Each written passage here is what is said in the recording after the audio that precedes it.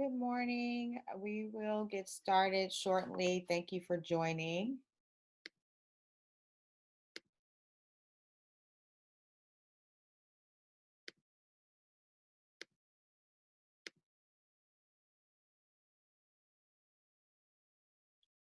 We have, just making a few adjustments. Hold on. Wavette, good morning. I have you on as a panelist.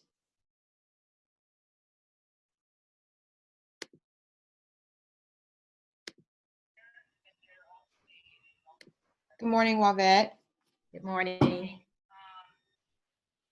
We're going to give some time for the attendees to join and wait for our sponsor as well, Wells Fargo, to join as well. I'll go ahead and share my screen.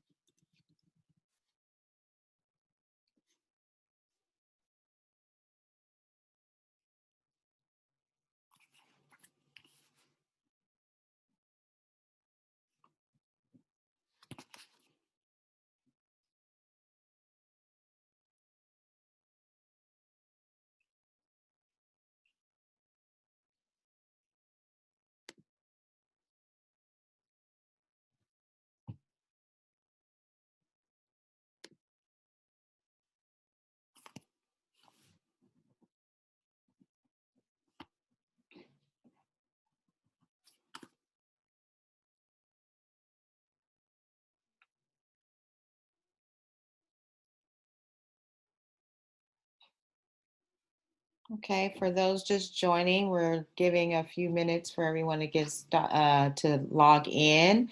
Our workshop should start shortly after 10 a.m.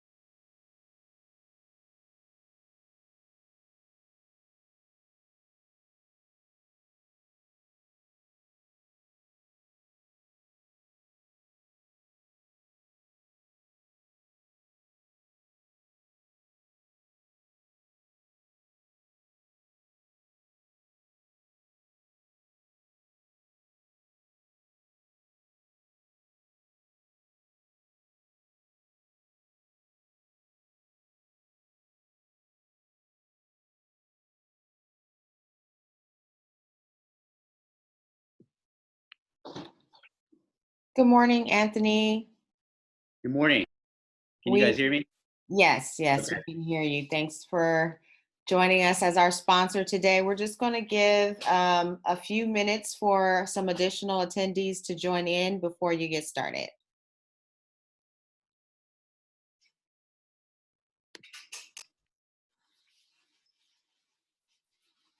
So I would say we'll start at about 10:05. Does that sound good?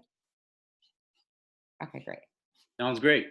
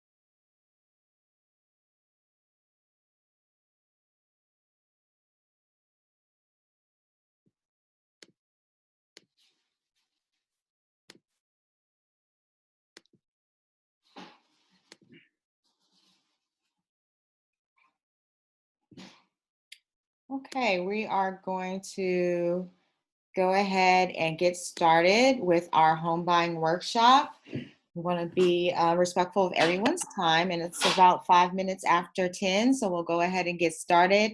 First of all, I would like to introduce myself. My name is Rhea Cotton, and I am the president of Women's Council of Associated Real Property Brokers.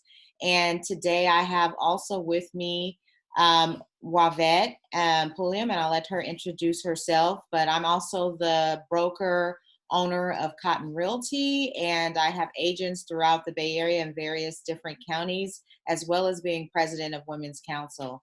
Well, Wavette, you want to do an introduction of yourself as well? Good morning, everybody. Good morning. Good morning. My name is Wavette Pulliam. I'm also a broker owner of Bridgeway Realty. Been in real estate for about 18 years now. I also do a lot with financial literacy, really educating our community on how money works. Very proud of that. And I'm also third vice chair of Women's Council for ARPB, which I'm also very proud to be a member of that as well. And we have the pleasure of also having with us Anthony, who is with Wells Fargo.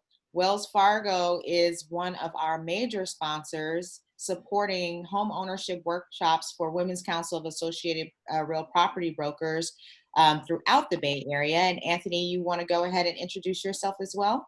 Yeah, sure. Yeah. So yeah, I've been in the mortgage lending for over 15 years here in the Bay Area. Roles from a broker to direct lender. Just really enjoy working with first-time home buyers in terms of kind of going over that process and kind of through and helping them, get it home. So it's been a great ride. Great, great. And thank you all for joining. And we have a special gift for the first few people that registered at the end. So stay tuned. So let's go ahead and get it started. So, go. So just to give you guys a little background about Women's Council of Associated Real Property Brokers, I'll share with you our mission. And the mission of a Women's Council is to elevate the standards of women in the real estate industry by encouraging leadership, education, and the exchange of information through group learning techniques, and to provide an opportunity for women to increase their knowledge and expertise in all facets of real estate.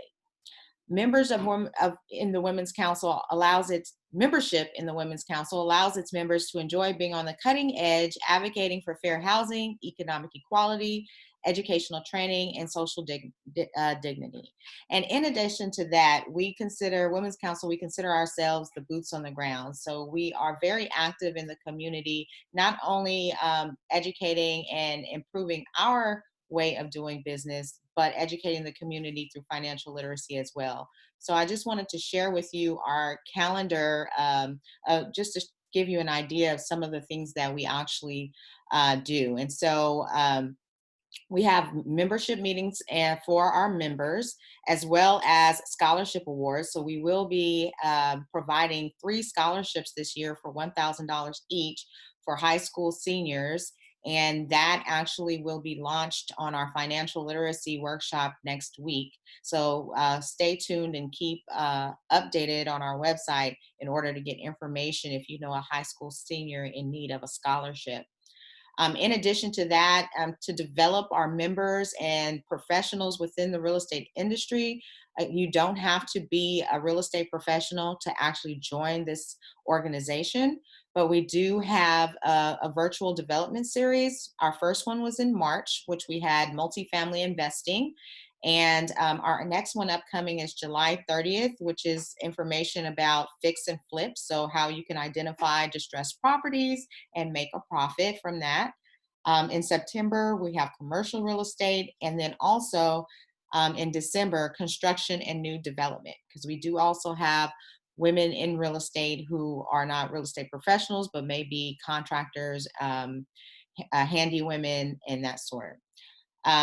Also our virtual learning. So we, in the past, have held our workshops in person, but in light of the pandemic, we want to keep reaching out to the community. So we quickly transformed our workshops into an online course so that we can still reach out to the community and provide you guys with great information. And just so you know, buyers are still out looking at properties. There's still multiple offers on properties. It's just a more careful way of doing business now when we actually go out to the properties and view them. And our open houses are now virtual. We have to basically space out our viewings of vacant properties. So people are still buying homes, and you can still purchase a home even through this pandemic. And again, throughout this course, if you have any questions, feel free to write your questions in the chat option, the chat room, and then we will address them as we go on throughout the presentation. So feel free to chime in. No need to wait until the end.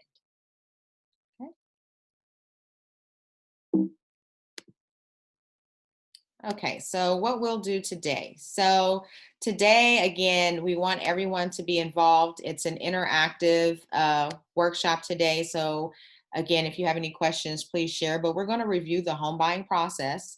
Then we're going to discuss some loan products of interest for first-time home buyers. and then we'll talk about the next steps. So your next step may vary based on where you are in your home buying process and where you are with your financial goals. And that's okay. Women's Council and our members are here to support you through the next steps. And we encourage you to keep in contact with us and let us assist you in your journey. So some people sometimes think that they have to have a pre-approval and be ready to go before they contact a real estate agent or professional. And that is not the case with our membership here at Women's Council. Our mission is not only to represent you in the purchase of your new home, but also assist you in that process in getting there, as well as developing you from there for future investments. And as Wavette mentioned, financial literacy, things such as even life insurance, homeowners insurance, retirement planning, and such. Okay. So starting off with the home buyer's process. So the home buying process starts off with a buyer's consultation and representation agreement.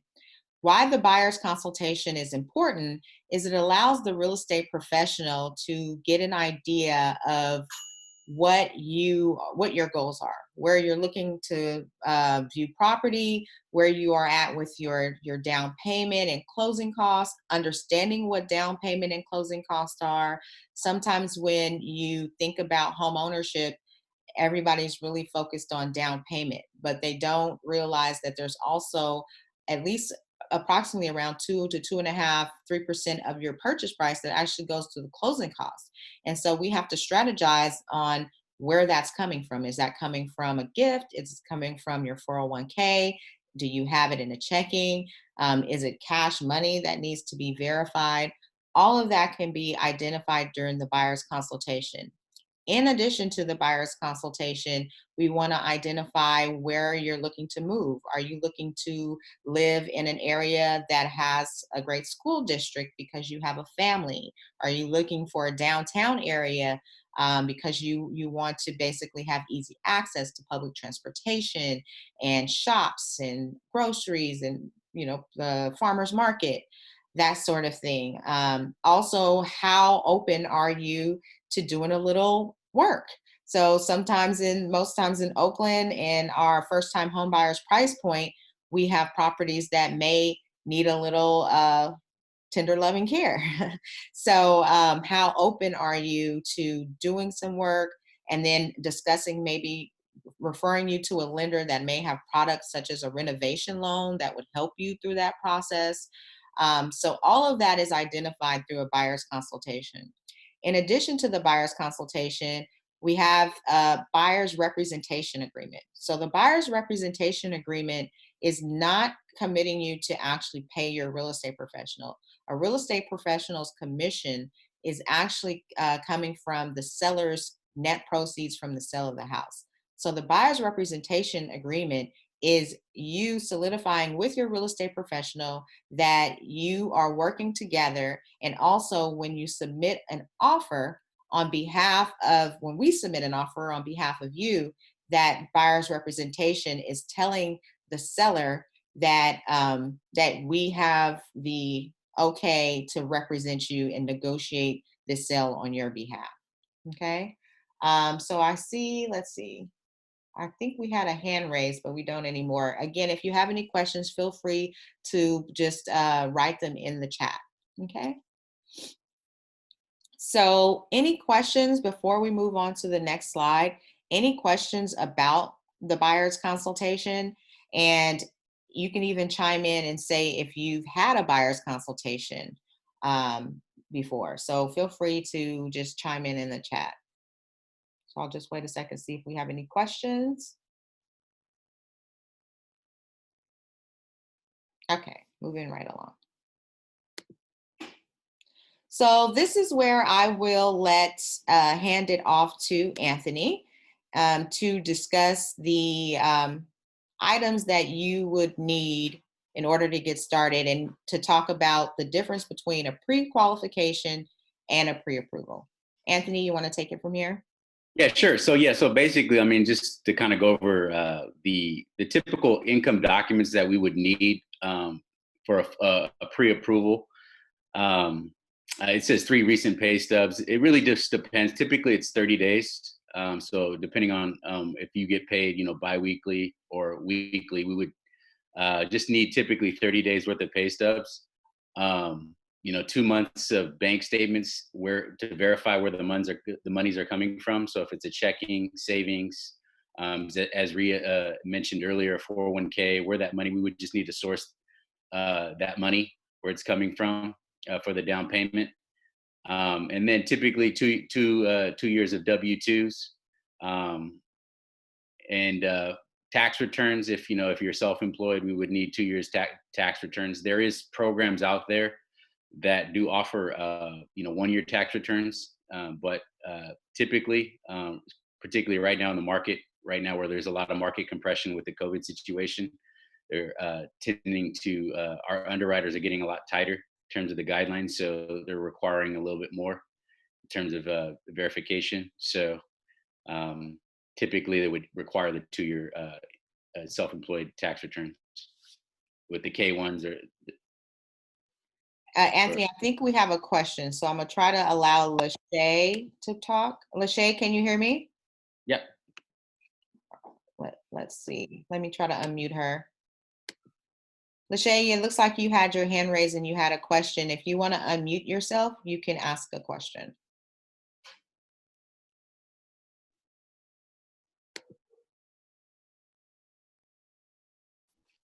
Okay. Okay. Maybe she just raised her hand.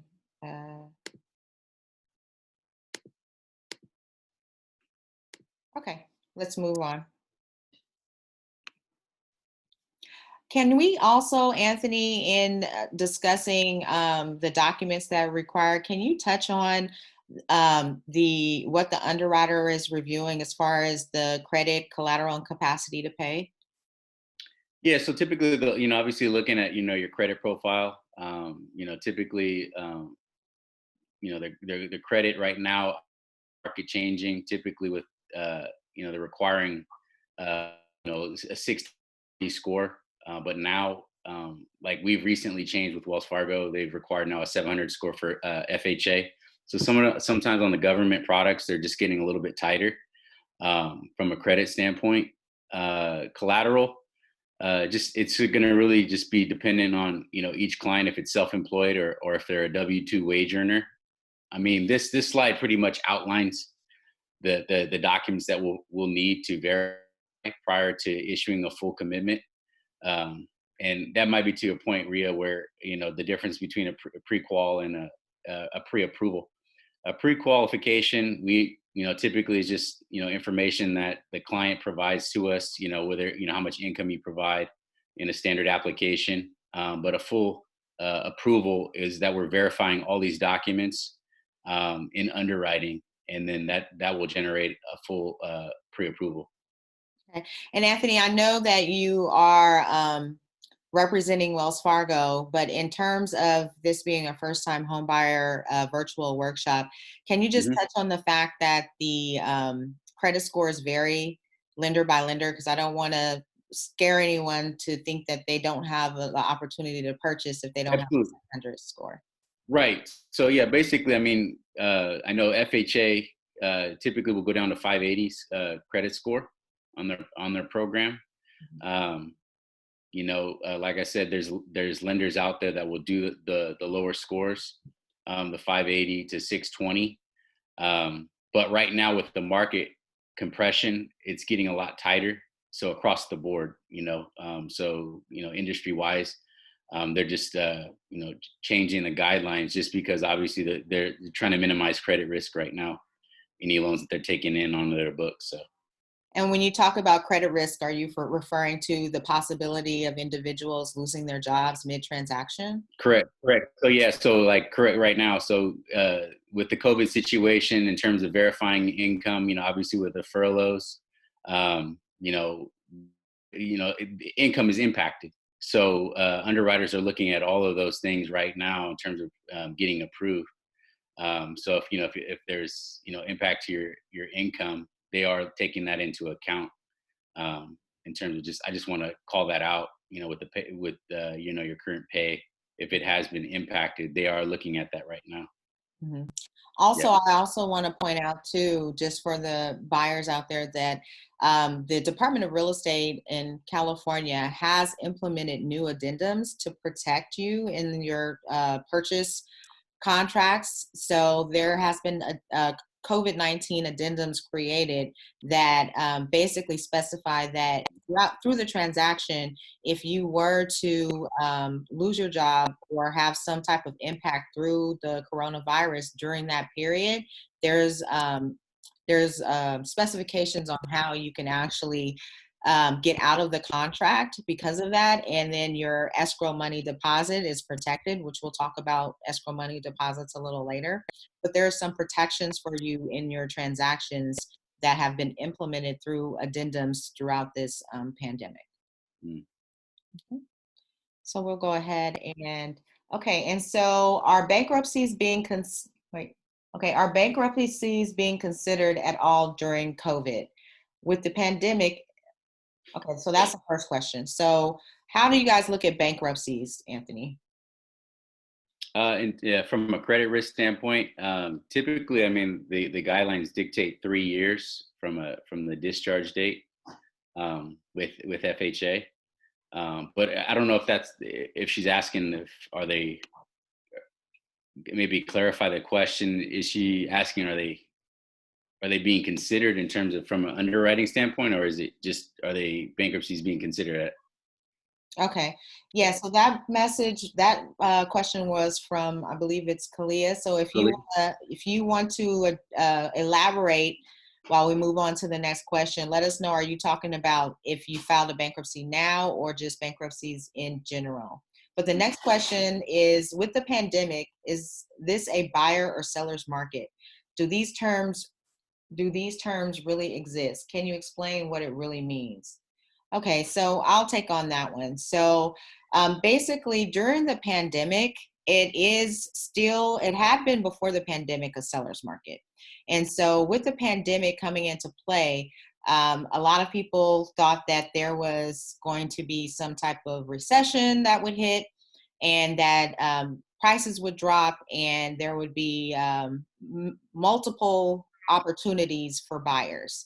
However, I just want to compare what's going on now to what happened in 2008. So we kind of relate what's going on now to the possibilities of 2008, when the market took a serious dive. There's some things to consider with that market back then, and that was the fact that we had negative amortization loans. So we had we had basically start rate loans where your payment would start off at a low payment rate and then adjust over time. That was one thing. So the adjustments were something that people were fearful of with the recession. Second thing is, in 2008, we had stated income and stated assets. You could almost, if you had like a 700 plus FICO, you could almost plop down a business card with a business license and get a $700 to $1 million house if you had the good credit and money in your bank account. So Anthony, would you agree the stated income is really, this market is really different because of 2008, we have a lot of restrictions on qualifying for loans, to where now the people that have purchased within the last few years can really afford it because of the due diligence that lenders have done. Yeah, I mean, I agree. I mean, I think, we'll never see a market like that, just because of the guidelines just have gotten a lot tighter in terms of qualifying. They are requiring, like I said, all these documents to verify that the borrower can make the payment. So I think with that, us, returning to that, I just don't see that ever happening again. Right. Yeah. And so, and then also, just to explain what a buyer and a seller's market is. A buyer's market is when there's a lot of inventory on the market, and the buyers have there's not a lot of multiple offers on homes. So there's plenty of inventory for you to choose from. So that's a buyer's market, because now the seller has to be more aggressive, and they have to market more aggressively, and possibly even sometimes lower their purchase price, or their listing price, or offer seller credits in order for you to pick their home over someone else's. So that's a buyer's market. A seller's market is when there are tons of buyers, which is prominent in the Bay Area. There's tons of buyers looking for properties, and there's low inventory. So you're getting multiple offers on your home, and you can pick and choose however you wish on where you're going with that offer. You might even counter and offer and ask for more because there's so many offers. Just to give you an example of a seller's market, one of my agents, she put in an offer yesterday on a property in Berkeley. It had 107 disclosure packets went out. So that means that they sent out to 107 buyers disclosures about the condition of the property. Okay.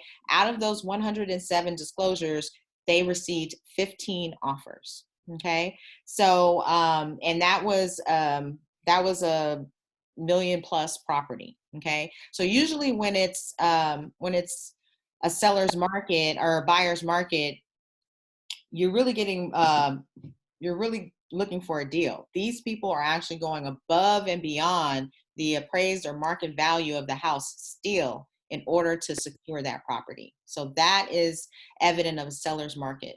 Now with the pandemic, it's even more of a seller's market because a lot of real estate agents are not savvy enough to know how to still market their property in this pandemic. So what they did is they've withdrawn their properties from the market.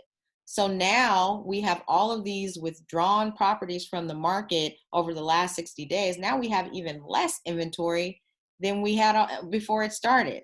So it's kind of crazy. And so that's why it's good to work closely with a real estate professional in your goals, because there's various different ways we can market for your property. We can look at off-market opportunities.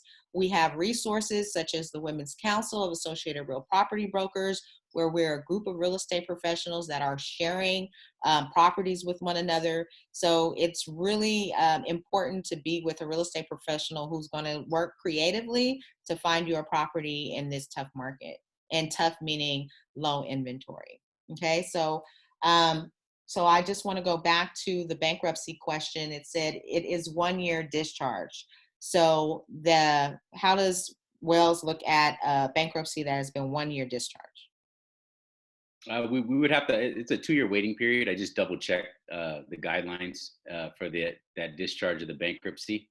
I wouldn't know other lenders that would. I don't know if that's a FHA. I'm looking straight from the FHA handbook. It looks like it's a 2-year waiting period. Mm-hmm. So it does. I don't think there's a Wells overlay on that. So meaning that sometimes lenders, if FHA, requires a 2-year waiting period, some lenders will require an additional. So like 3-year or 4-year on top of what the FHA or Fannie or Freddie Mac require.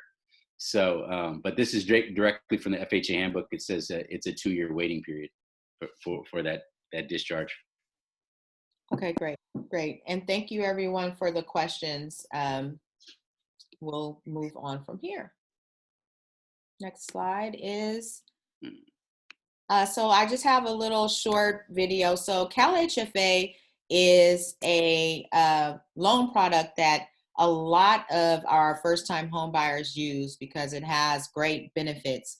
And before Anthony discusses Wells Fargo and their CALHFA product, I just wanted to share with everyone a short video that will hopefully help you understand CALHFA a little bit better.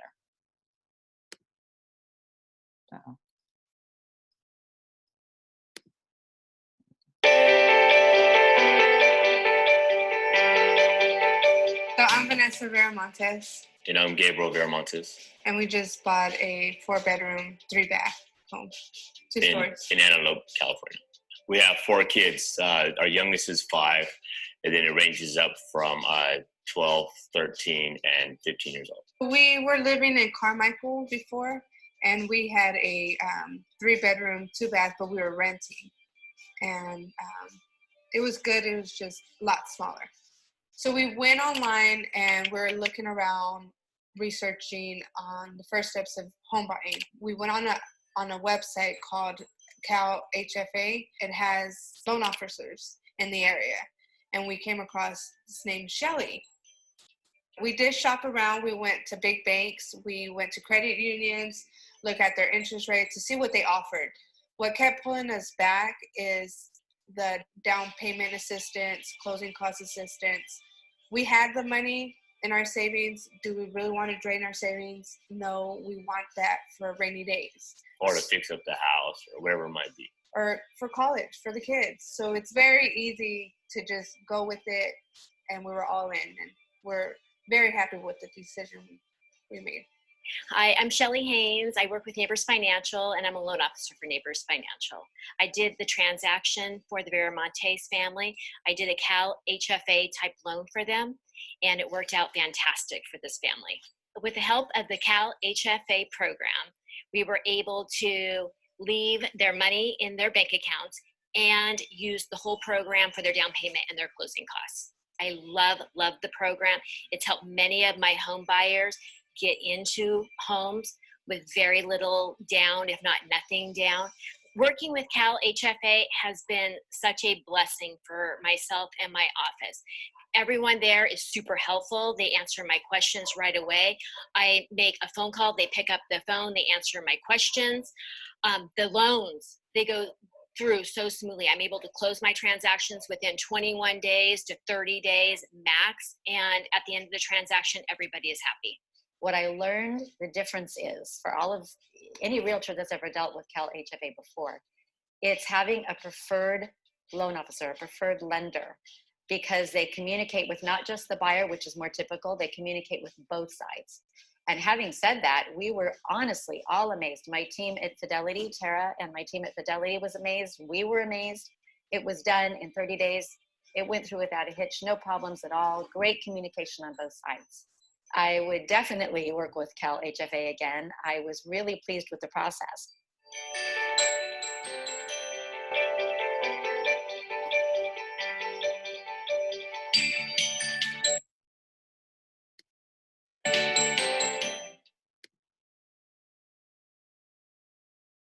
Okay, Anthony, take it away. You want to go into some benefits of the CALHFA program and how it's helping first-time home buyers? Sure. Yeah. So basically, just to kind of recap. I mean, on the CALHFA has what they call a down payment assistance product, where they can contribute up to 3.5% on an FHA loan. So it's a silent second. So if you have a first mortgage, FHA requires a 3.5% down payment. CALHFA down payment assistance allows you with the silent second to make up that difference. So that 3.5% down payment up to $10,000. Similarly, on the conventional loan, we have with Wells Fargo, we have a 97%. It's called the My Home Loan that we can finance up to, and with the CALHFA down payment 3%, up to 10 grand. It's either it's 100, almost 100% financing. And that silent second, either when you sell the house, will have to be paid off, or I'm not sure about the other requirement, but I know just the loan has to be paid off when the house is sold. Mm-hmm. So, yeah. Or refinanced, right? Right. Or if you're refinancing, you can consolidate the first and the second, obviously. Mm-hmm. Yep. And although we don't have a slide for it, I did get a notification from the city of Oakland that they still have down payment assistance funds as well. So, and Wells Fargo works with the city of Oakland, correct? Yes. So in addition to the down payment assistance, I mean, it can be, you can use it in addition to other city products. So if you find a property in the city of Oakland or, Brentwood or any other locale that has down payment assistance, it can be combined with with the local municipalities down payment assistance as well. Excellent, excellent. Thank you. Do we have any questions from our attendees regarding CalHFA? Of course, you would be able to contact us offline for a full detailed scenario for your particular situation, but has anyone ever heard of CalHFA before? Or maybe you even raise your hands if, can anybody raise their hands if you've ever heard of CalHFA? No, no. Okay, good. So the people are saying they haven't heard of it. So this is good that we're sharing this information and giving giving everyone tools that they may have not had or known about previously. Okay, we're going to go ahead to the next slide.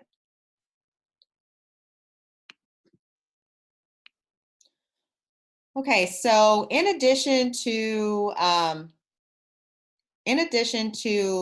buying a single family home for first-time home buyers, there's this big term that is going around on social media called house hacking.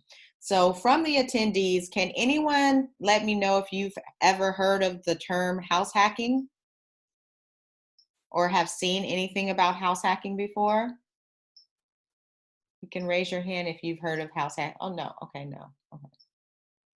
No, never. Okay, great. So there's a term called house hacking that is prevalent on social media. It's basically, and what it really is how to leverage your buying power by buying 2 to 4 units. So you may or may not know, but as a first-time home buyer, you are not restricted to just a single family property. A lot of people in the Bay Area and East Bay now are looking at opportunities to be able to purchase 2 to 4 unit properties through FHA, which requires 3.5% down. So Anthony, can you tell us more about the benefits of purchasing 2 to 4 unit properties with FHA financing? Yeah, I mean, obviously, just the low money down. I mean, you can buy an investment property 2 to 4 units with 3.5% down. The thing I do want to call in regards to with the down payment program would be specifically for an owner-occupied property, one single family, I believe co-ops, but not for a 2 to 4 unit property. We wouldn't be able to utilize the DPA for that, the down payment assistance. But being able to buy a 2 to 4 unit property with 3.5% down, and being able to rental income on the other units that you're not occupying. I mean, obviously, it's from a cash flow standpoint, would definitely benefit you long term in terms of building your net worth. Yeah, I actually have some clients right now, just to give everybody an example. They're looking at purchasing a fourplex, and it's 2 units are 2 bedroom, 1 bath, and the other 2 units are 1 bedroom, 1 bath. And so they're looking at living in one of the 2 bedroom, 1 bath units. Okay, their mortgage on that particular property would probably be somewhere around $7,000 or $8,000. However, the income, because the Bay Area rental market is the way it is, and we all know if we're renting right now, then you know that rents are high, and they're not. You've never seen rents go down; they've only gone up, right? So from the other 3 properties, they're able to cover their mortgage payment with the income from the other 3 properties, because there's a vacant unit for them to live in, and the other units are vacant, so they can basically rent those all out at market rent. And at the end of the day, they would be living rent or mortgage free because of that. So that is that's the term, and the selling point of house hacking is just basically using, leveraging the units of the rentals in order to in order to basically free up cash so that you can use it for other investments. And of course, we all know that a lot of people are doing Airbnbs right now. There's also other people that rent rooms out. So even if you were a single person and you had a 3-bedroom and you were already in a situation where you had roommates, well, it would be just a natural progression for you to basically make the most of your property and not only rent out the units, but possibly even rent out the bedrooms in the unit that you're staying in. So that is an example of how it's benefiting new homeowners. So we have a question, Anthony. Is credit viewed the same for multi-unit properties versus single-family properties with FHA? Yeah, in terms of FHA, yeah, the same criteria for a multi-unit versus an owner-occupied. The credit risk is looked at the same in terms of credit score requirements. Okay. And so what I shared on the screen is the FHA self-sufficiency test. So FHA wants to know that a multi-unit property is self-sufficient. In other words, the total rent that you receive for the units must be equal to or greater than the mortgage payment. This means the total mortgage payment, which includes principal, interest, real estate taxes, and insurance. If the mortgage is more than the rent, you could bring in you could bring in more money, I think it is. The property is not self-sufficient. So can you just touch on this self-sufficiency test, Anthony? Because I know in the Bay Area, if you are looking to buy a multi-unit property and the tenants have been in the property for a while and they're not paying market rent, this causes a problem, correct? Yeah, so if some of the municipalities that have established ordinances where in terms of rent, they have caps on the rent and they can't exceed that. That can be a problematic, particularly on the self-sufficiency test where the total rent has to exceed the principal and interest, taxes, and insurance monthly payment, and that where we can run into some issues, particularly here in the Bay. Mm-hmm. Yeah, so I've noticed with the 2 to 4 unit properties for first-time homeowners, they're starting to look a little outside of Oakland into like Pittsburgh, Antioch, or even Stockton towards Vallejo, the outskirts cities for these type of opportunities is what I've noticed. Wavette, would you say the same as far as where people are looking for multi-unit properties? Yes,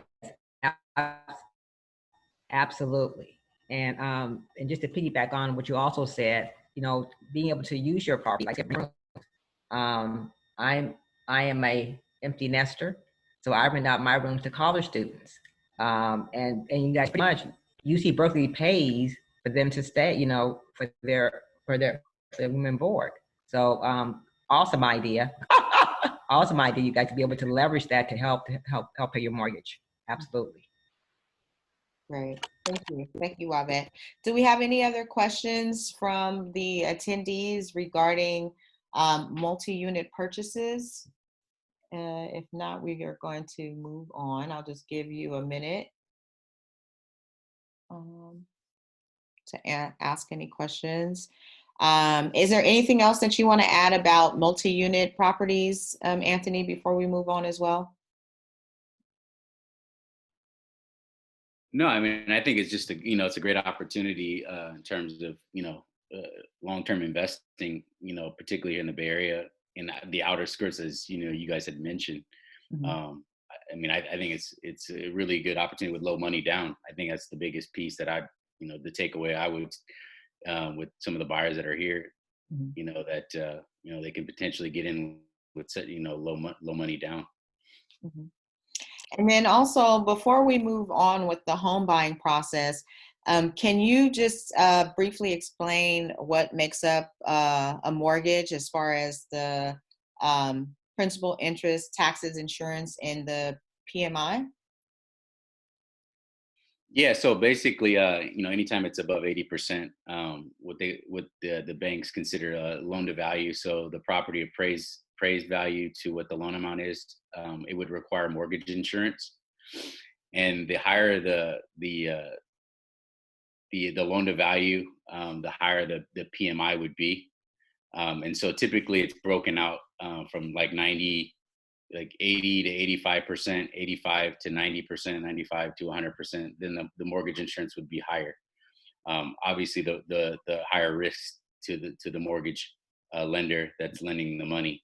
So that's kind of their insurance. It's the same concept as, like, you know, your hazard insurance, your homeowner's insurance, or your auto insurance. You know, you're paying a higher, you know, if it's a more riskier policy.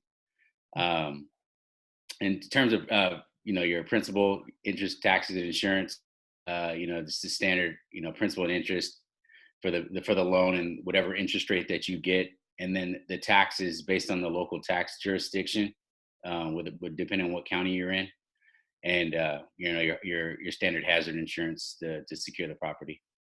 Right. Fire insurance. Right. And so the reason why I wanted to mention that is a lot of times when, as a home buyer, when you're online looking at properties, you'll sometimes see a mortgage calculator. And that mortgage calculator will most of the time default to a 20% down scenario. And so if you're not putting 20% down and you see a home and it pops up what your mortgage payment would be, you may see the mortgage payment and say, "Ooh, that looks really attractive." But you have to take in consideration when you're online that that scenario may be considering a 20% down payment. Whereas if you're only putting 3.5% down, you're going to have a higher payment because it's less down payment. So you have your principal and your interest. Then you have your real estate taxes. Your homeowner's insurance is something that you pick on your own and varies. But what that big piece that's missing when you're looking at online properties is that principal mortgage insurance. And that's an additional insurance payment that will be a couple $100 on your mortgage payment, and it protects the lender in case you default on the property. And the only way to remove that after you've purchased the property is to allow your property to have enough equity to get into a conventional type loan to remove that monthly payment. So just be cautious of that, because a lot of times when I get inquiries regarding properties, people see the advertised payment online, and it's not reflective of the true full payment. And so you want to be aware of that. Okay, great. Thank you, Anthony. So now that we have your loan pre-approved through Anthony at Wells Fargo, we can start looking for homes. And so the next step in the home buying process is to search for property and negotiate offers. So the reason why I say negotiate offers is because it's important to know that when you're looking for properties and you're writing offers, everything's negotiable. So depending on how competitive you are in the property, or how attractive the property is in the open market, will determine how much you can negotiate. Okay, you can negotiate price, you can negotiate terms, but I just wanted to give you a quick look at a property search. So when you start working with a real estate professional, we're able to provide you updates with on the MLS. So that the MLS is the multiple listing service that provides information to real estate professionals about properties on the market. In addition to properties on the market, it also allows us to share with you coming soon properties that are not on the market that may be within your search range. So what we're able to do on our let me just check and see if we may have a question here. Hold on. Okay, no, we don't. Okay, so we're able to basically search for properties within your search parameters, and it's done through the MLS. So I just want to take you to show you. Just want to make sure.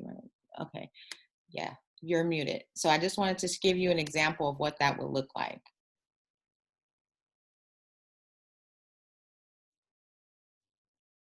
Okay, so once you start working with a real estate professional, you'll get some type of tool that you will use to collaborate on properties. So this is something that allows you to basically look at properties view the details, and then also communicate with your agent.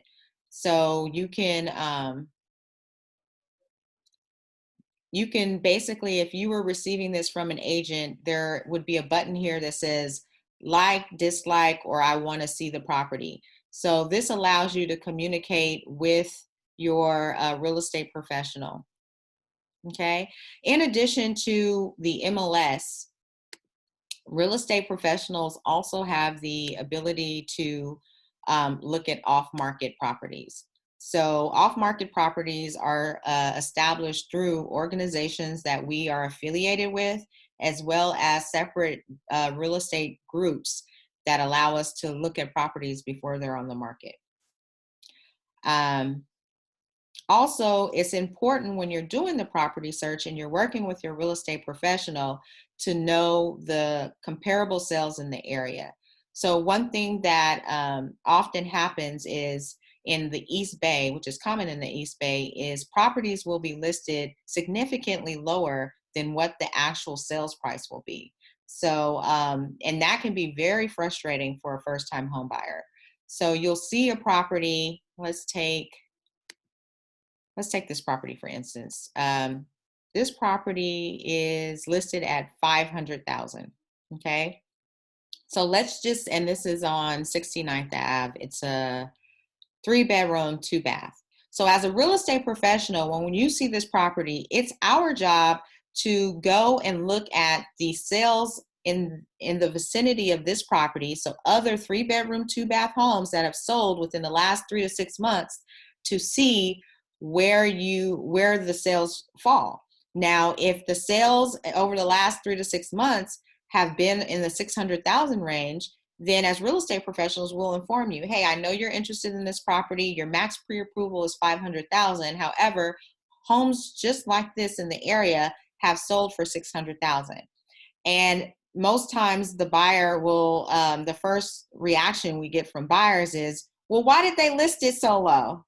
Wavette, have you experienced that as well? All the time. Unfortunately, all the time. And yes, and buyers do get really frustrated by that. Absolutely. Unfortunately, yeah.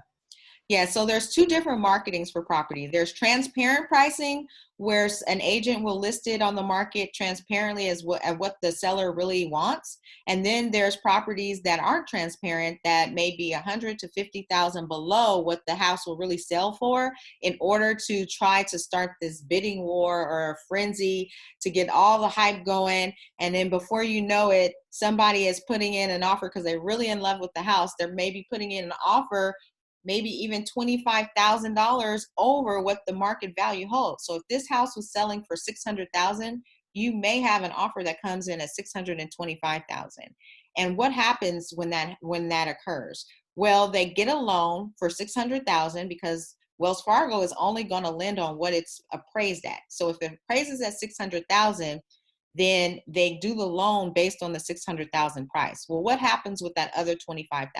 Well, what we're seeing in the Oakland market is buyers are coming in from their savings with an additional $25,000 to make up the difference between the $600 and the $625 price.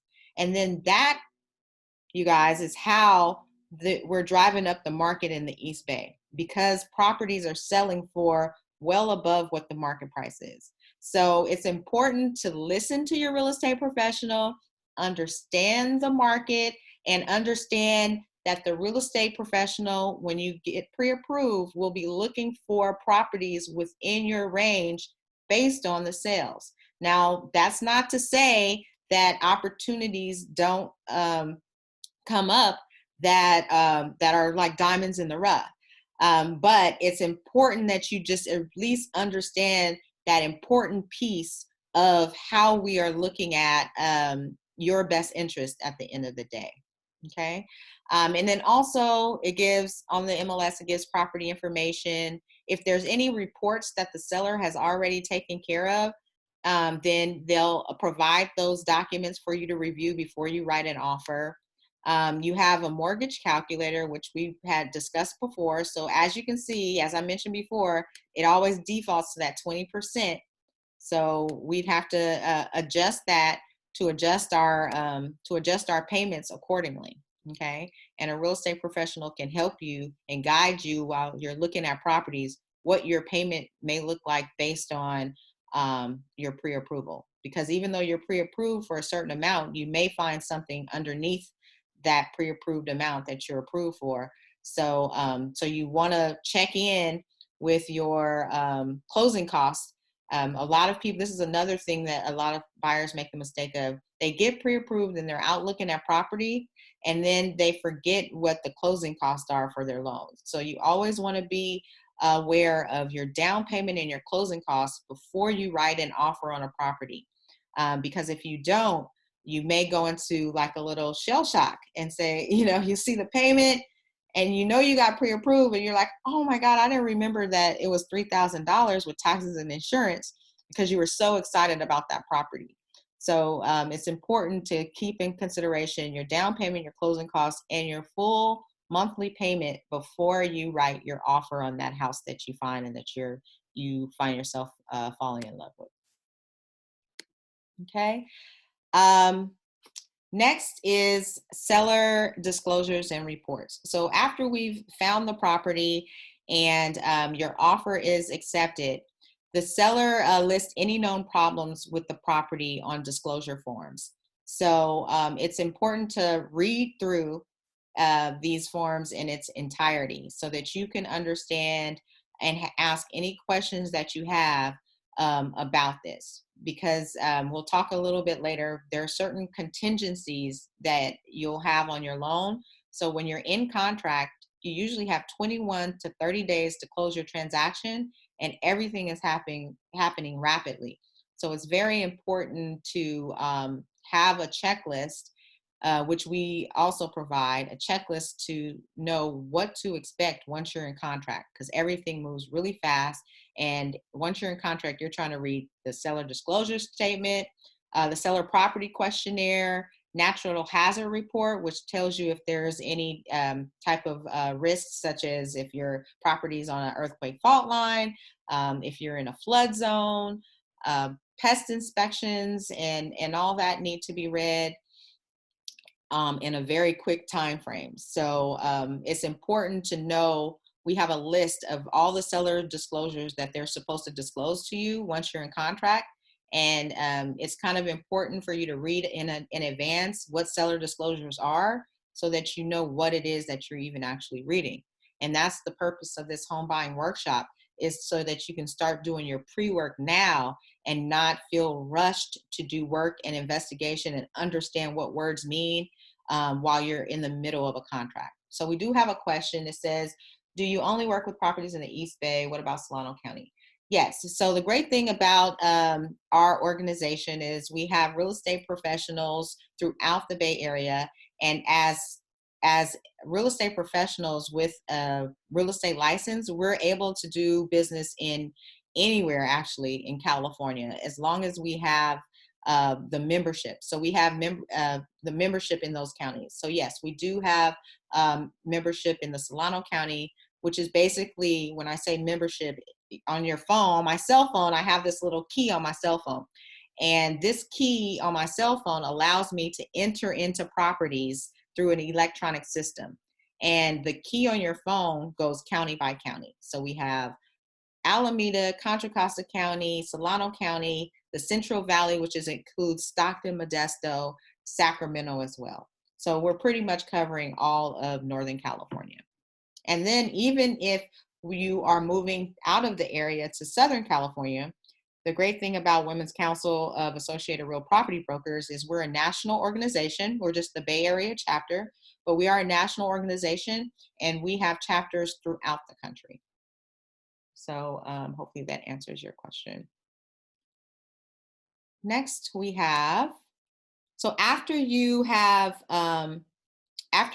reviewed your seller disclosures and reports, you have a right as a homeowner to do your own inspections. Okay, so when you are entering into a contract, you have what's called contingencies. And contingencies are time frames of which you have to back out of the contract without any legal obligation.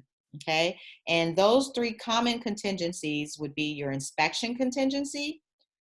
And the inspection contingency is saying on your contract, seller, please give me 7, 14, 17 days to do a home inspection, a roof inspection, a pest inspection, any type of inspection that I want to do on the house to make sure that I'm understanding what I'm purchasing.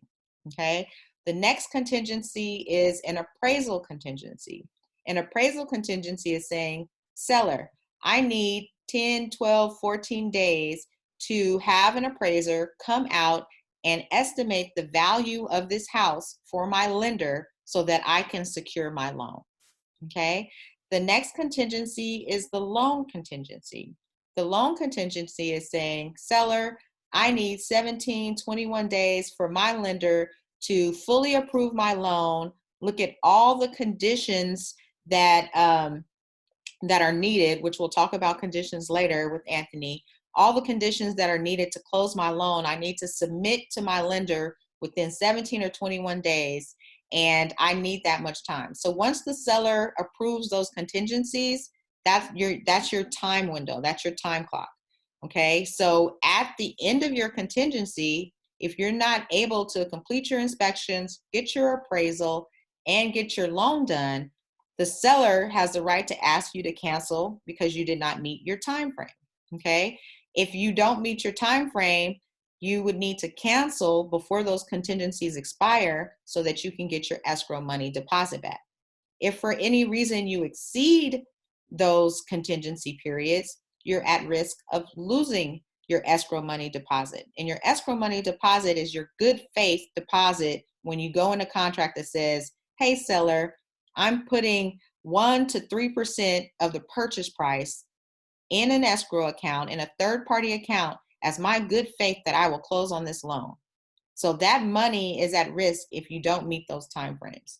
Now, some people go into contract without any contingencies, and that's really dangerous because you're at the risk of losing that good faith money deposit. Okay. So does anybody have any questions about what a contingency is, or does that help you understand what a contingency is? You can comment in the chat and just let me know. Does that help you understand the meaning of a contingency? Okay, yes, great. So now that you understand what contingencies are, I want to address basically inspection. So we talked about inspection contingencies. So let's say you're out doing your home inspections and you find that there is something that is really detrimental on the home inspection that comes up that needs to be addressed. Okay, so you can do what's called a request for repairs. And a request for repair is a document that you submit to the seller that says, hey, seller, I found that there's $15,000 worth of pest work that is required on this property through my pest inspection. So you can either ask them to, 1, fix it before the close of escrow. 2, you can ask them to give you maybe a seller credit equivalent to the work that needs to be done in lieu of them fixing it, because maybe there's a seller that doesn't have money to fix it. They have the issues on the property, but they don't have the money to do the repairs for you before close of escrow. So maybe they'll offer something like a seller credit. 3rd, you can say, hey, seller, I'm within my inspection contingency. There's a lot of work that needs to be done with this house. I am canceling my contract and retrieving back my good faith deposit because I canceled within my inspection contingency after finding out all of the work that needs to be done, which is just a little too much for me to handle. So know that during your inspections, if you find information that is not favorable, it's not necessarily a dead deal. There is, like I said at the beginning, everything is negotiable, and a seller has a right to approve or deny your request. So although these issues may come up and you address it with the seller, they do not have to oblige you and complete those repairs. Okay. Next is market value and appraisal. So Anthony, do you want to speak to just the appraisal process of the lending transaction? Sure. Yeah. So basically, yeah. Typically, when we go through the pre-approval process, you identify a property at that point. Then, obviously, you're doing your home inspections. We will order a property appraisal to kind of establish where the value of the property is, the market value, and basically it'll be a full inspection. I know right now with the COVID situation, it's kind of put it's been a little bit challenging because appraisers, some appraisers are not willing to go into properties, and some property owners aren't willing to have appraisers in the property. But in a standard operating time frame, usually they will require a full inspection of the property inside and out, and you'll receive a copy of the appraisal as well when it's paid for. Typically, it's anywhere from $400 to $600, depending on the property type. Obviously, if it's a multifamily property, it can be upwards of about $1,000 for the appraisal. Okay, and then also with the appraisal, can you touch on subject to items on the appraisal? So sometimes when real estate professionals get the word that appraisal came in, so with our property we mentioned earlier, the appraisal came in and it's $600,000. We're like, woohoo, it's $600,000. We're at value. Let's move forward. But what we can often miss is the fact that an appraisal can come with some subject to conditions. Can you speak to subject to conditions that come up on an appraisal? Yeah, sure. So sometimes when the appraisers goes out to inspect the property, they identify some issues, maybe like with FHA. Sometimes it's a health and safety issue, so maybe there's some concrete work that needs to be done, or some exposed wiring, or and they will require the work to be done prior to the loan being secured. Okay. So that work will need to be paid for, and to Ria's point, either by the seller, or the work, or by the buyer, either one, how they negotiate that. Mm-hmm. So basically, it's important to distinguish the inspections from the appraisal. So they both go out to the property to inspect, that the home inspection is more about the condition of the property, whereas the appraisal is the inspection of more identifying the market value, where it stands within other sales within the area, usually within the last 3-6 months, with like properties within the area. If there are no like properties within the area, then they will sometimes go outside of their half a mile or 1 mile radius to look for other properties to compare them to.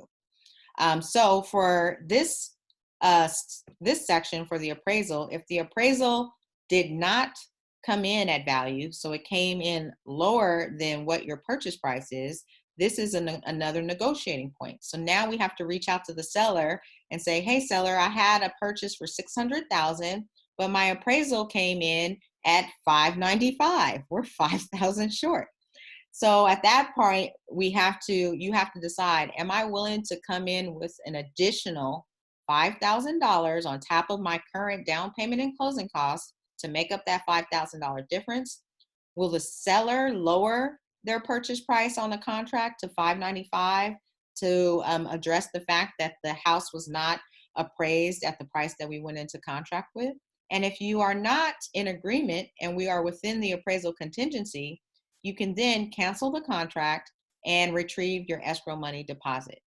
Now, if you went into a contract without an appraisal contingency, then you would have to come up with that additional $5,000, or possibly lose your escrow money deposit because there was no protection or contingency in place on your contract to help you address this type of issue. Okay. Do we have any questions regarding, is an appraisal contingency standard?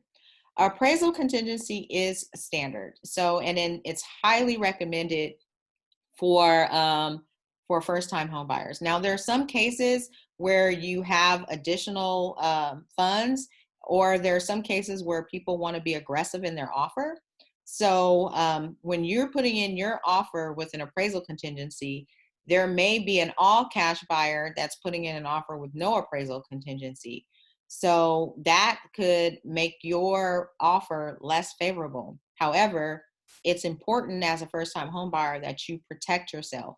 And so that's some of the challenges we face in the East Bay market. With the housing inventory being so competitive, we are sometimes up against property, other buyers that are very competitive in their offers. And that is, it can be discouraging at times, but I find, and this has happened over the last, I would say 6 to 9 months, that sellers are not necessarily always taking the highest offer anymore. They are really interested in having a first-time home buyer take over their home, and they really care about the next person that is going to be in their home. And so now they are actually considering various different offers, which I think is awesome on the seller's behalf. And so then we have, let me just check. It looks like we might have a question. Hold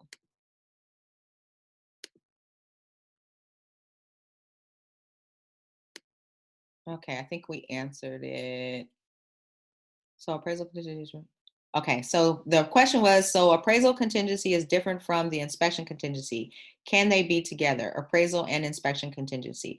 So no, there are two different, entities. So appraisal and an inspection are two different processes that happen. Sorry, let me get back to where we were. There are two different processes. So an appraisal is usually ordered by a third party through the lender, and the inspection, you can choose the inspector on your own. So for the home inspection, you can choose your the company that does your home inspection. You cannot choose your appraiser. And so, and even Anthony, you guys can't even choose your appraisers like in the past. It goes to— Yeah. I mean, I like that's a good point, Rita, that you brought up. Yeah. So before all the Dodd-Frank changes in 08, 09, we used to be able to order our own appraiser out to the property that we had a relationship with. Now, all the Dodd-Frank changes, it's all done through what they call a appraisal management company. They have all the appraisers and they dispatch the appraisers. Once with the order, they dispatch the appraisers that are within that in that area, and then they handle it. We don't even correspond with the appraisers. Great. Thank you, Anthony. Mm-hmm. So moving on to homeowners insurance. So homeowners insurance is another, this is basically something that you can obtain and you choose your homeowners insurance. So homeowners insurance is basically protecting your actual property in case of a loss. So it's basically looking at the replacement cost of, if your house basically burned down to the ground, what would be the cost to replace it? And that's what they look at when they think about homeowners insurance. So homeowners insurance is not to be confused with a home warranty. A home warranty is basically protecting various different fixtures such as your water heater, plumbing, electrical. So that is in addition to homeowners insurance that's actually protecting the home itself. And so what I usually advise when we're in contract, you have your inspections done, you have your appraisal done, now you're looking for homeowners insurance. It's usually good to go, the first place I direct people to is who you have your car insurance with, because usually sometimes they have bundle packages between your home and vehicle combined together. So we get quotes for the insurance. And Anthony, you want to talk about insurance too, because sometimes when we're in underwriting, we put an estimate for insurance, right? But we have to make sure that the policy that we actually get lines up with the policy, the estimate that was given, so that we still qualify for the loan, correct?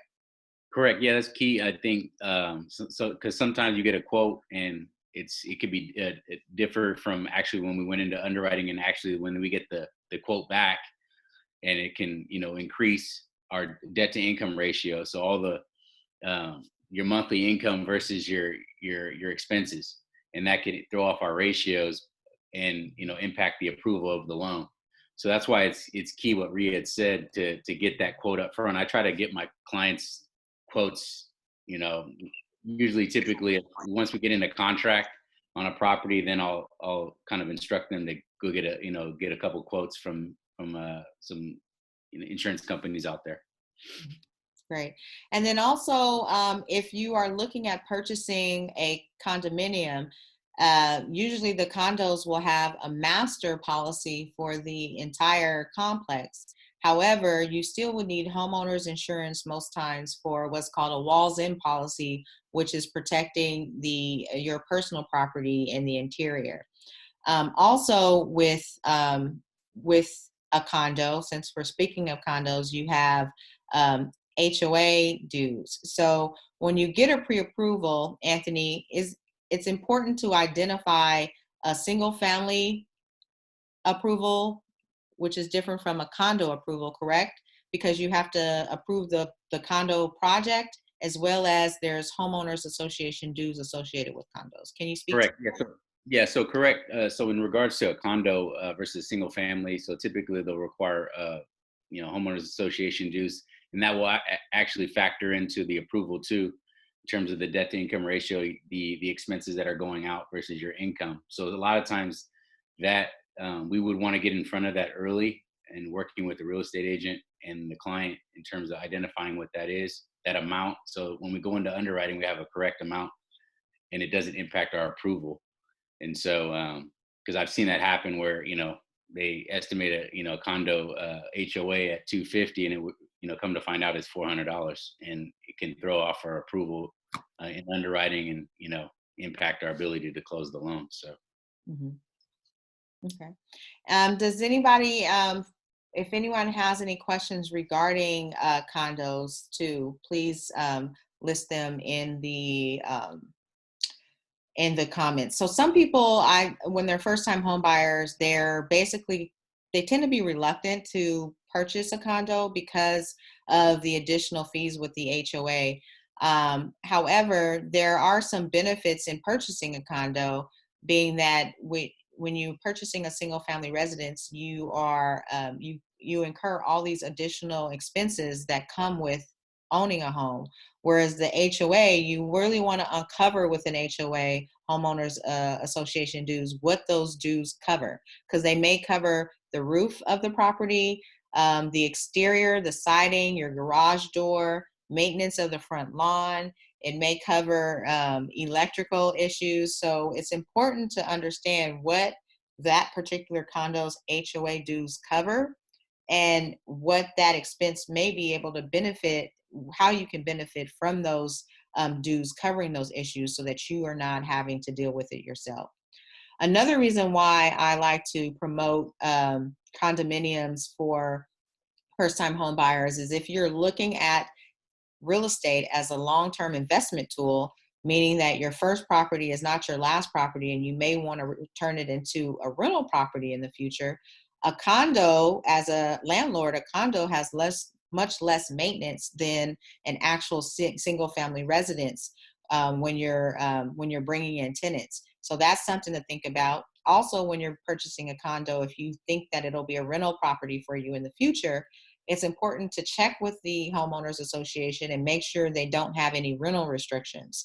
And rental restrictions basically state that you can or cannot use your property as a rental unit in the future, or there's a process or a wait list of how many people in the building can use their property as a rental.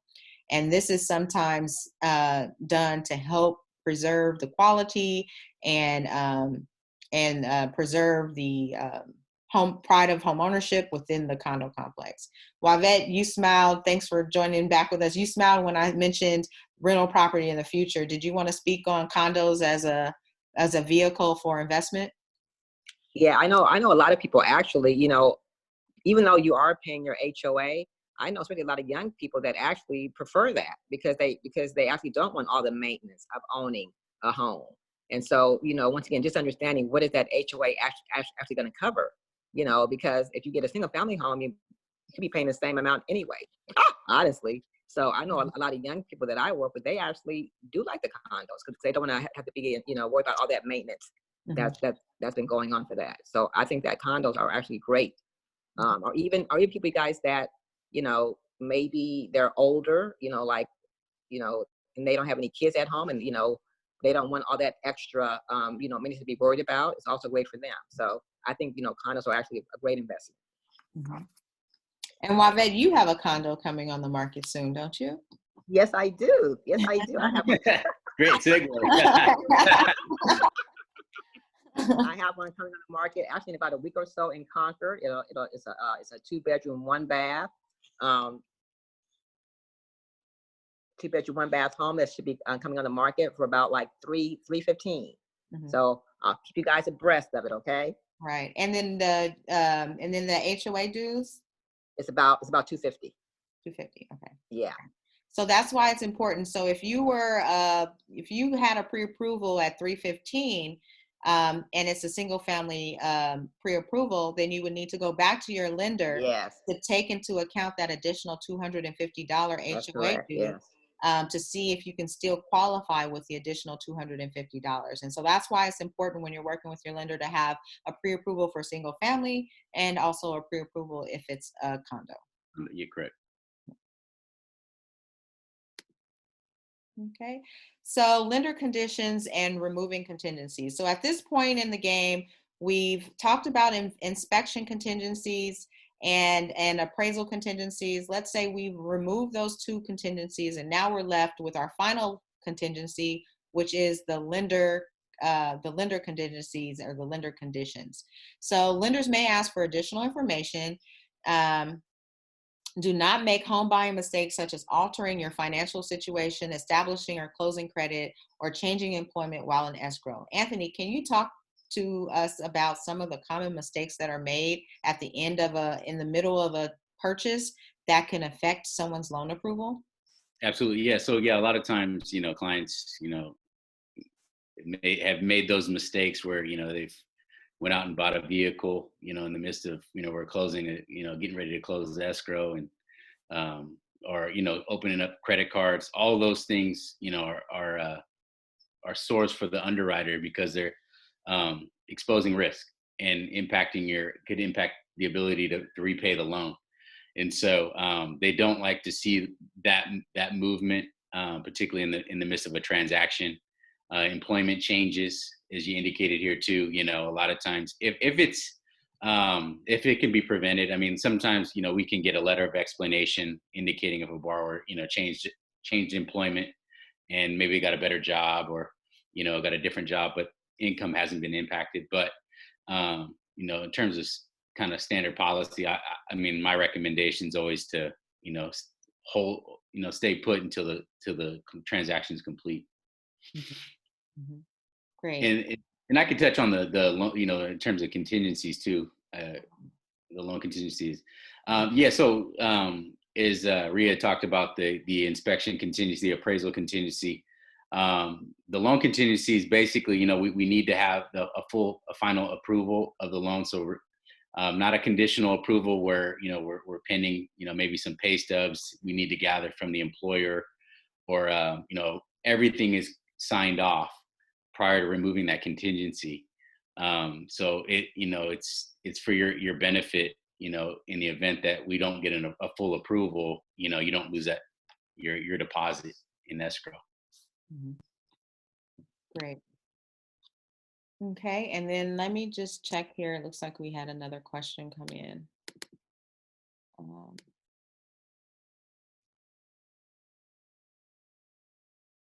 It says unless your pre-approval is higher, right?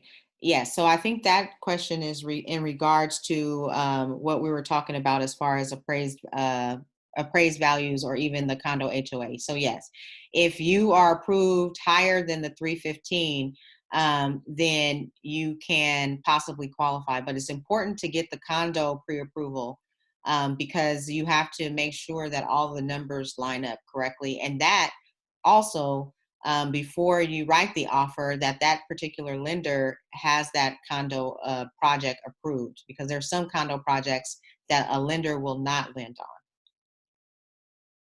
Okay.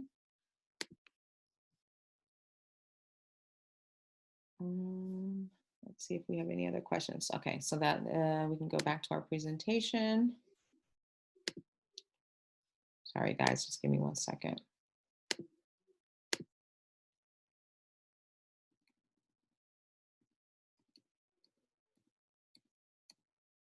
Okay, so we are at the home stretch.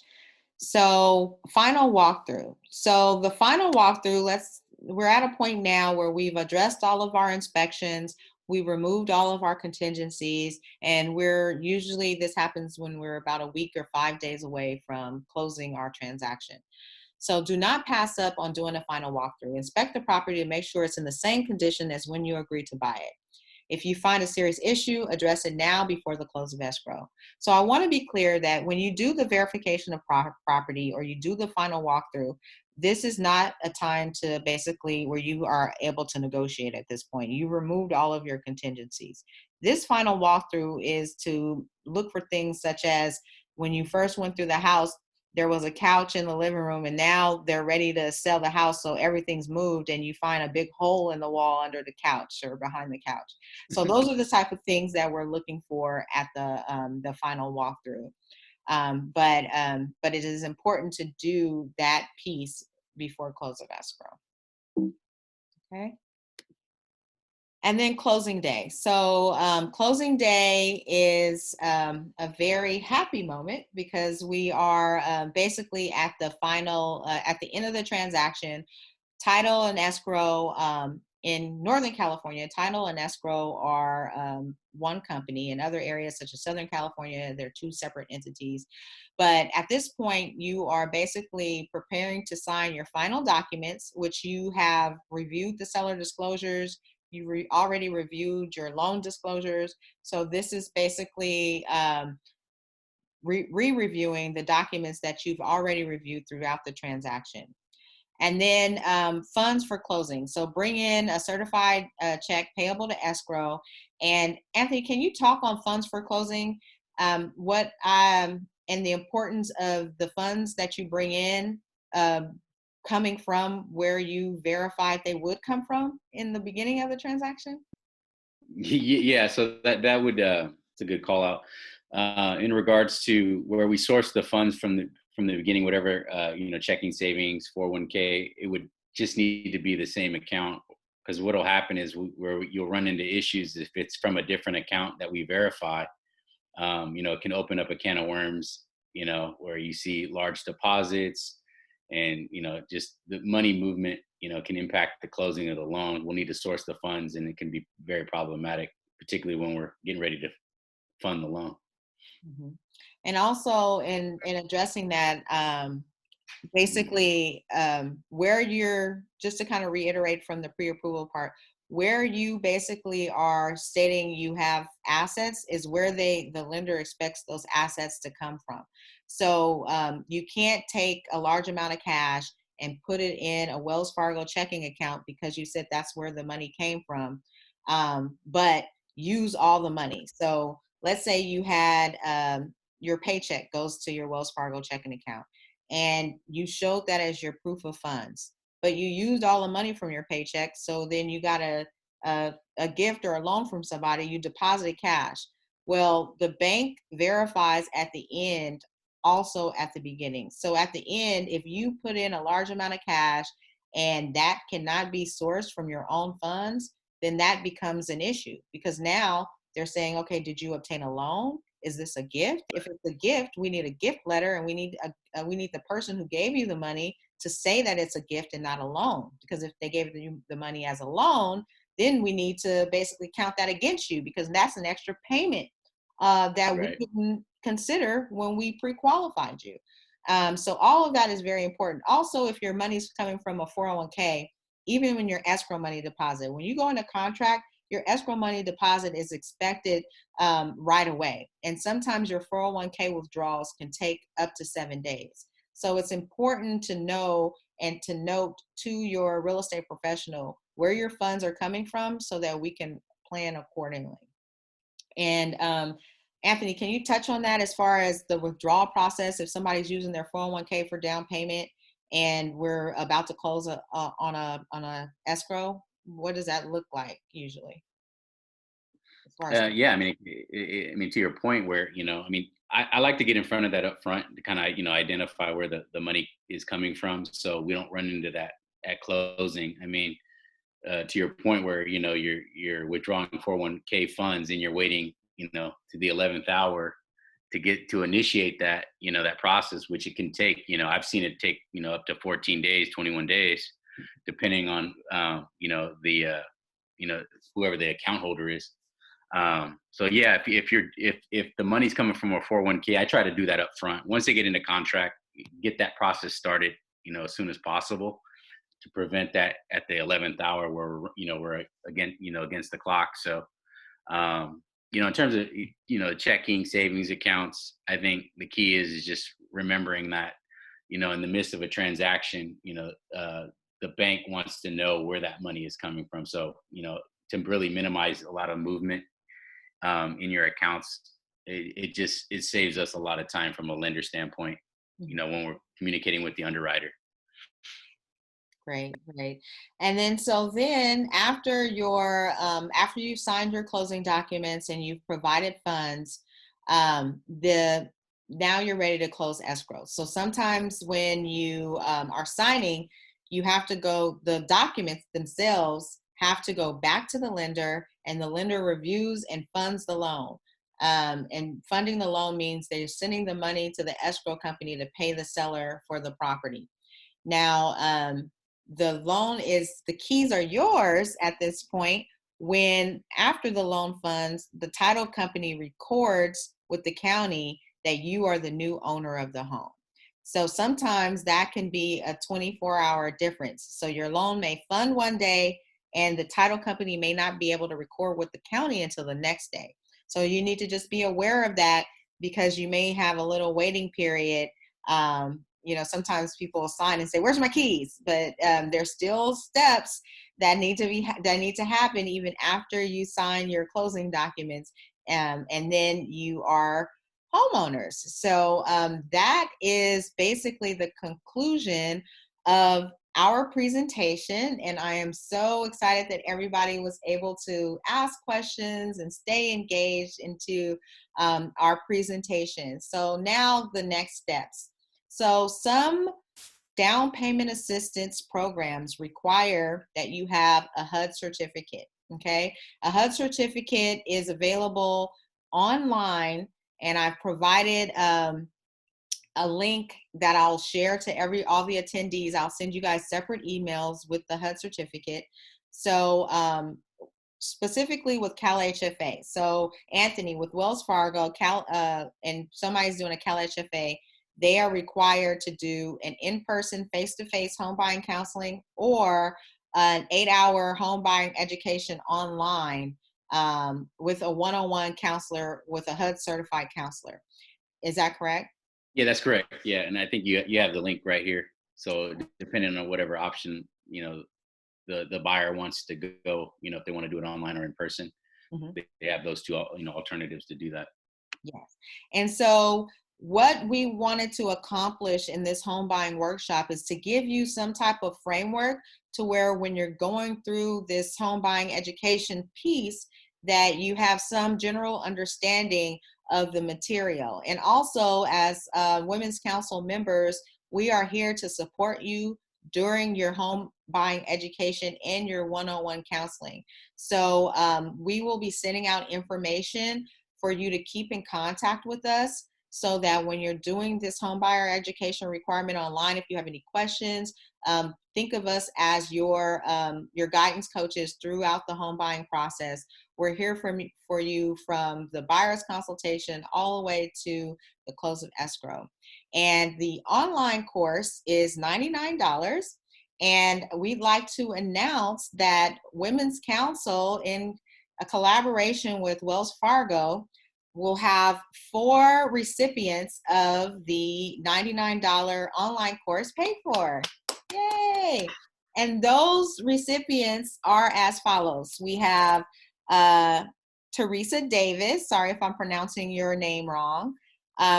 Teresa Davis, Ilana D., Angel Wilson, and Kalia Whaley. Congratulations. You guys all will receive paid your online course. So we will be in contact with you guys to set up those payments for you when you guys get started with your online course. And we like to thank Wells Fargo for being such a gracious sponsor of Women's Council of Associated Real Property Brokers. They're our platinum sponsor this year, and we'll be working closely together with them to continue to educate our community. And what you guys can do for us, if you enjoyed this session and you enjoyed the information that was provided today, I'll also be sharing next month's home buying workshop virtually. Please, if you enjoyed this class, please share it with others. Don't keep us a secret. We are here to help the community. So if you could please share our information and share the workshop for next month with someone else and pay it forward, we would greatly appreciate it. Okay, and so I just want to end with just a reminder of who we are, Women's Council of Associated Real Property Brokers. Our website is arpbwomenscouncil.com.